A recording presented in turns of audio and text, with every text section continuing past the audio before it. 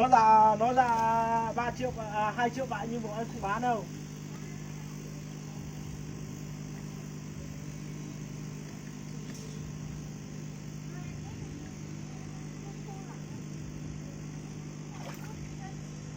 Con này là to rồi.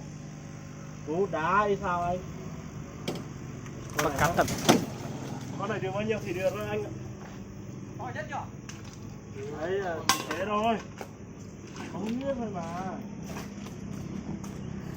Không anh muốn ăn gỏi thì làm có cá hồi nhá, có cá hồi nhá. Đúng không?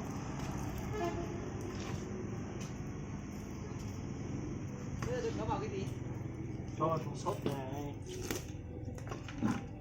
Cho người nào ăn cá hồi, cho người nấu cháo. Nấu cháo mà là anh ăn Cá gỏi. hồi chỉ nấu cháo ấy.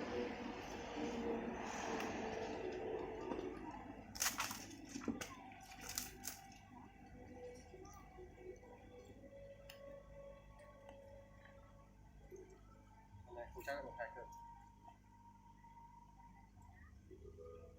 Con này phải nấu canh nhưng Đây là cái cá nó phải chuẩn đúng không? 2 cân tròn. Đó là đéo đúng về. Ô, cá đúng về.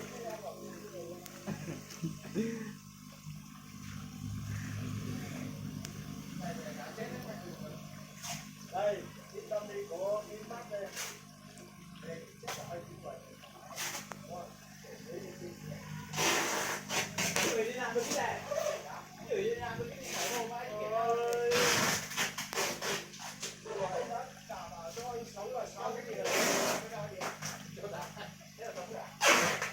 Đây con quay đi chiếu là nó đi sạch rồi, nó mới đắt nhiều hơn. Nó mới sống nhiều là nó quá đúng không?